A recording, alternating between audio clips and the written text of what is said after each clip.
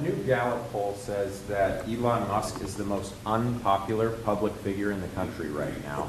I'm wondering, do you miss having him around the White House, or is that poll accurate? I don't know if the poll's accurate. I think he's a good person. I think he had a bad moment, really bad moment, but he's a good person. I believe that. When the two most powerful and dangerous men in America go to war, the world holds its breath. Musk versus Trump. One is a former president, the other the man who bought Twitter. It all began with a single word, and it ended in disaster. He bought Twitter and promised to restore free speech. He brought everyone back, everyone except one. When Elon Musk offered to reinstate Donald Trump's account, Trump ignored him. It wasn't a gesture of reconciliation. It was public humiliation. And Trump didn't forgive. He called Musk just another bullshit artist. Musk acted like he didn't care. But from that moment, a silent war began between the two most influential men in America. One builds an empire of technology. The other tries to reclaim the White House. One controls algorithms. The other commands crowds. And they both know, in this war, there will be no second place. Only one winner.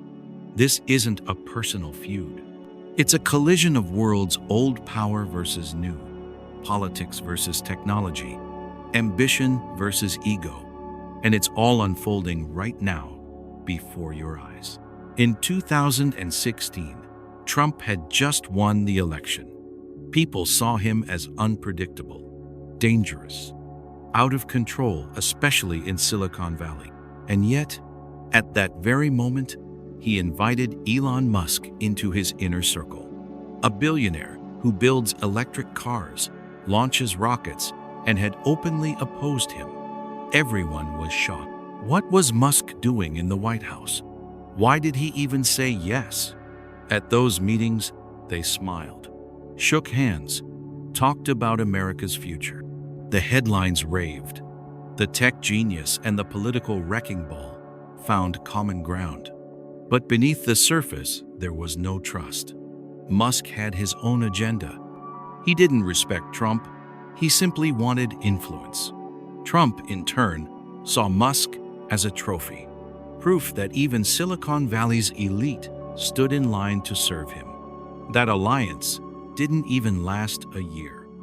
As soon as Trump pulled the US out of the Paris Climate Agreement, Musk walked away, loudly. No negotiation, no explanation. He just left. Trump said nothing, but he remembered. From that moment, it was no longer a partnership. It was the silence before the storm. 5 years passed. Trump was no longer in the White House. His Twitter account had been permanently suspended after the Capitol riot, so he created his own platform, Truth Social, and retreated into his own reality. Musk, meanwhile, was re-entering the arena. In 2022, he bought Twitter outright for $44 billion. Publicly, it was a stand for free speech. Privately, it was an empire of influence. Musk launched a poll. Should Trump be allowed back? Millions voted. The majority said yes. Trump's account was restored. And that's when it got interesting. Trump said nothing. He didn't tweet, didn't thank him, didn't even acknowledge it. He simply ignored the gesture coldly, deliberately, with disdain. It wasn't pride. It was a slap in the face. For Musk, it was a calculated insult from the very man to whom he had just handed the microphone. The world paused. Who had outplayed whom? Musk expected a triumphant return. Instead, he got silence. And then, a response. But not from Musk, from Trump. At a rally, he said it plainly. Elon Musk is just another bullshit artist. He said he wouldn't vote for Biden, but he did. I don't believe a word he says. One phrase. Contempt, revenge, humiliation. This wasn't about politics anymore. It was personal, and it was just beginning. Musk didn't respond. No tweet, no comment, not even a hint of reaction. He pretended nothing had happened. But inside, he was boiling. Elon doesn't lash out. He retaliates with silence, strategy, and control. He didn't mention Trump in interviews, didn't bring him up in public posts. He simply erased him from the field of relevance. And behind the scenes, he placed his bets elsewhere. He began showing interest in Ron DeSantis, the Florida governor and rising Republican star. Later, he nodded toward Robert Kennedy Jr. Musk was sending a message to America: these are your candidates for the future. Not that old showman from the past. Trump saw everything, and it made him furious. He realized that Musk's silence wasn't weakness. It was a move, calculated, disruptive. Musk now owned Twitter, renamed it X.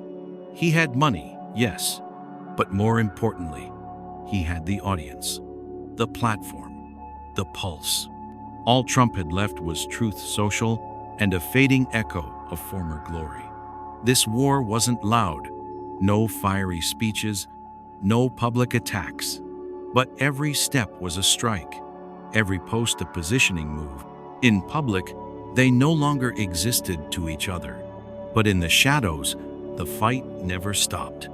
They battled for influence, for loyalty, for the future, and the loser won't be the one who makes a mistake.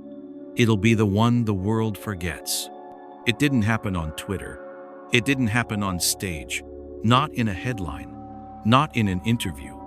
It happened in silence, in a room full of gold, crystal, and faces that always know whom to follow. A private evening, a gathering for the elite, sharp suits, champagne glasses, cameras in corners, journalists in disguise.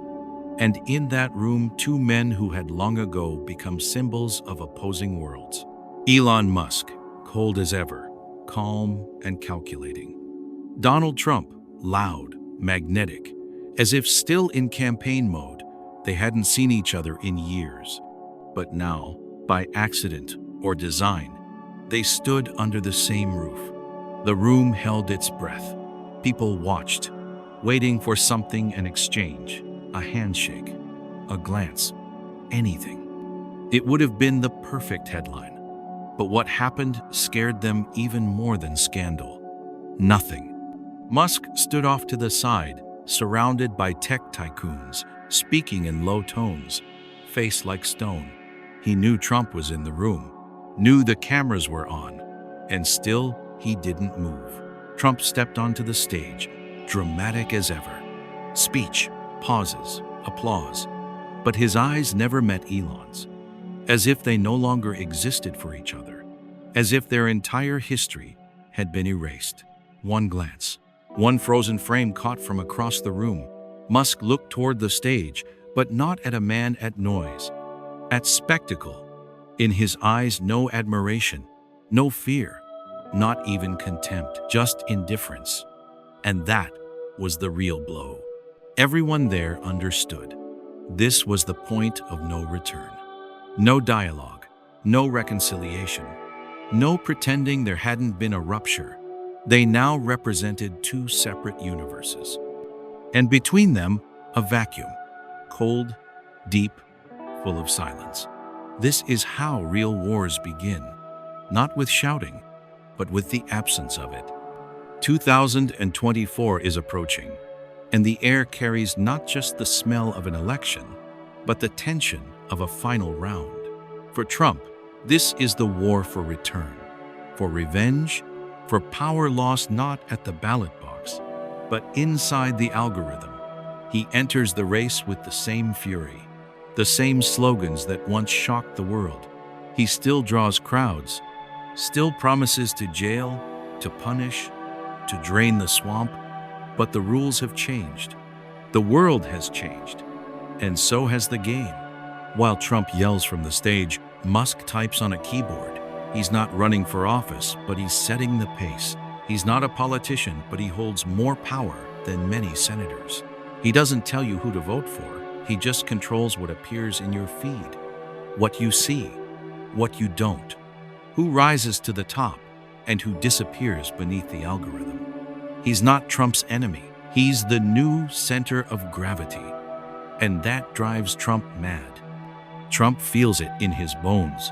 His truth is no longer the dominant one. His slogans no longer go viral. His image is no longer a symbol of raw power. Because now, the ultimate symbol of power is not a man with a microphone. It's the technology behind the microphone. Musk doesn't shout. He jokes. He posts a meme, one emoji, and the stock market trembles. One tweet, and political candidates start explaining themselves. Musk isn't running a campaign. He is the campaign. While Trump fights Democrats, courts, journalists, and the system, he doesn't notice that the real threat sits silently behind a monitor in a dark navy suit. No rallies, no campaign offices, no slogans. Musk doesn't want to be president. He wants something bigger to be above it, to be the one who writes the rules that presidents must play by. America is split. The old elite against the new capital, crowds against screens, conservatives against technocrats. Trump is nostalgia, longing for hands-on control, for tangible power, for the politics of flesh. Musk is the future, where speed of thought and precision of code determine outcomes, where words are secondary and attention is the only weapon that matters. And now they both stand before the nation, each in his own way. One loud, alive, made of flesh and fury. The other silent, systemic, everywhere and nowhere. One demands to return, the other doesn't need to. He's already inside. And now, it no longer depends on the election. It depends on the world itself, what it chooses. Noise or control, emotion or code, the past or what comes after. Elon Musk and Donald Trump are not just two men. They are two eras, two symbols, two gravitational forces that were destined to collide. One was born in a world of television, ratings, and frontal assault. The other in a world of code, neural networks, and quiet influence. One thrived in the spotlight, commanding the stage and turning every gesture into theater. The other is building a world where the microphone is obsolete because people now listen to the algorithm. In the 20th century, the world was ruled by those who shouted the loudest. In the 21st, it is ruled by those who know how to stay silent while controlling everything. Musk and Trump are not simply a politician and an entrepreneur.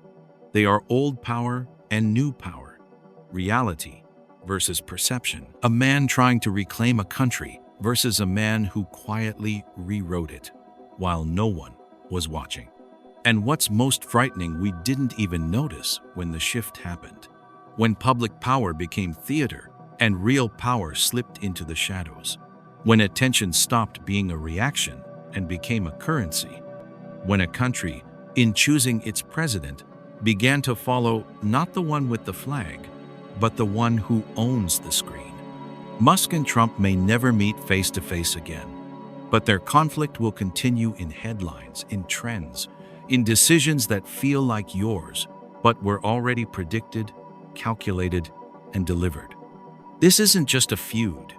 It's a reckoning, a test, a quiet question. Who really governs a country? The man who leads it, or the one who owns the windows through which you see it? And when this story ends, one of them will vanish. The other will remain. Not on a magazine cover, but in the code, in the rules, in the system. And maybe, just maybe, we'll realize that this entire drama was never really about them. It was about us, about our projections, our hunger for power, our belief in lone saviors, and our desperate hope that one person could change the course of history. We watched Trump and Musk as if they were titans, but we forgot that behind every myth, there are real people. And if we want to truly understand the scale of this story, we have to let go of emotion and look straight at the facts. No theatrics, no sentiment, just facts that speak for themselves. Donald John Trump was born in 1946 in New York City to a real estate magnate. He inherited not just a fortune, but an aggressive business style that would later earn him both fame and fierce enemies. Before entering politics, he was the embodiment of American capitalism. Skyscrapers bearing his name, casinos, magazine covers, and his iconic television show, The Apprentice, where he first uttered the phrase that became his trademark, "You're fired." In 2016, he accomplished what few thought possible. He won the presidency without political experience and without traditional party support. During his 4 years in office, he upended everything: politics, diplomacy, media, and language. He was accused of dividing the nation, inciting violence, yet millions continued to see him as the only one telling the truth. He became the first U.S. president to be impeached twice. After the Capitol riot in January 2021, he was banned from Twitter, losing his most powerful tool of influence. In response, he created his own social network, Truth Social. Despite endless scandals, lawsuits, and pressure, he didn't step away. He returned. And in 2024, once again, he is running for president with the same defiance that once made his golden name a global brand. Elon Musk was born in 1971 in Pretoria, South Africa, to an engineer and a dietitian. As a child, he was quiet, introverted, obsessed with books and code. At 17, he left South Africa to avoid mandatory military service under apartheid. Eventually, he made his way to Canada, then to the United States. His path is not just a story of startups and success, it's a saga of risk, failure, defiance, and relentless vision. After selling Zip2, he co-founded PayPal, which was later acquired by eBay. But the real story began after that. Musk poured everything he had into SpaceX and Tesla, two companies the industry openly mocked. Until the laughter stopped, his rockets launched, his electric cars became icons of the future. His tweets became instruments of market disruption. In 2022, he made a move that went beyond business. He bought Twitter, one of the world's most influential platforms, for 2004 or $44 billion. He renamed it X, fired its leadership, and reshaped the system from within. He claimed it was about free speech. He reinstated Trump's account, but Trump didn't return. Musk has never hidden his political leanings, occasionally supporting libertarians or anti-establishment figures. He's not a politician, but he became a political force. He doesn't run for office, but he shapes its outcome. He doesn't ask for votes, but he commands the platform where votes are formed. And now, they're no longer just two men. They are coordinates on the map of a new era. Trump is the voice of a fading world where charisma, volume, and brute force ruled. Musk is the face of an emerging one, where power lives in networks, in silence, in the architecture of the digital empire. Their story is not just a personal clash. It's a metaphor, a warning, a mirror, and perhaps, very soon, we'll understand that the real battle is not for the Oval Office, but for who defines what you believe is true. History rarely ends with fireworks. Most often, it fades quietly while we scroll. Leaders rise and fall, not with gunshots or revolutions, but with a change in algorithms, a shift in the feed, a new voice on your screen that says what you want to hear, just a second before you even think it. We used to believe power lived in palaces, on stages, in speeches. We thought presidents changed nations, and billionaires built machines. But the greatest transformation of our time is not who rules, but how. Not who leads, but who decides what leadership looks like. Trump wanted to lead America with a megaphone. Musk rewired it without raising his voice. And somewhere between them, we changed too. Our idea of truth, of strength, of choice, reshaped by systems we can't touch, by platforms we don't own, by men we think we understand but never really knew. This story was never just about Donald Trump or Elon Musk. It was about us, about how easy it is to believe in saviors, about how fragile the truth becomes when it's filtered through personality, about how influence now flows not from ballots or borders, but from pixels, push notifications, and platforms designed to know us better than we know ourselves. And maybe the final twist is this: that while we watched them, debated them, followed them, they were never really fighting each other. They were both fighting for us, not for our votes, for our minds,